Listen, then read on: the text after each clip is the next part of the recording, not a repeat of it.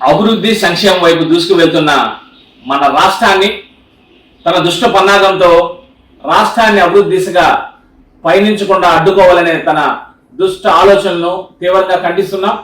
ముఖ్యంగా ఎన్డీఏ హయాంలో శాంక్షన్ అయిన 17 మెడికల్ కాలేజీలను తన అసమర్థ పరిపాలన వలన కట్టలేని జగన్మోహన్ రెడ్డి గారు కేవలం పునాదులకి పరిమితమైన 10 మెడికల్ కాలేజీలను పునర్నిర్మించాలని, వైద్య సీట్లను మన రాష్ట్ర విద్యార్థులకు అందుబాటులో తీసుకురావాలన్న చంద్రబాబు నాయుడు గారి ఈ యొక్క అభివృద్ధి ఆలోచనలను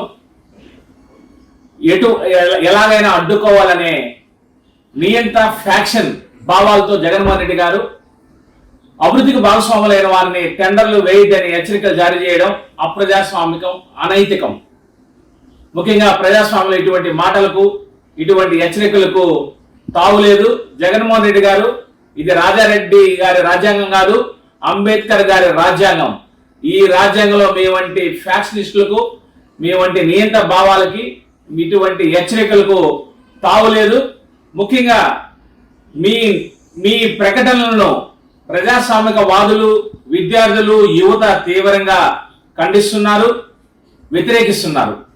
మీ భావాలు, మీ ఆలోచనలు, మీ హెచ్చరికలు ఇలాగే కొనసాగిట్లయితే ఈ యువత ఏకమై మీ పార్టీని కూకట వేలుతో కూడా పెకలించే సమయం ఆసన్నం అవుతుంది. ముఖ్యంగా ఇక్కడ నడిచేది చంద్రబాబు నాయుడు గారి నాయకత్వంలో ఎన్డీఏ ప్రభుత్వం.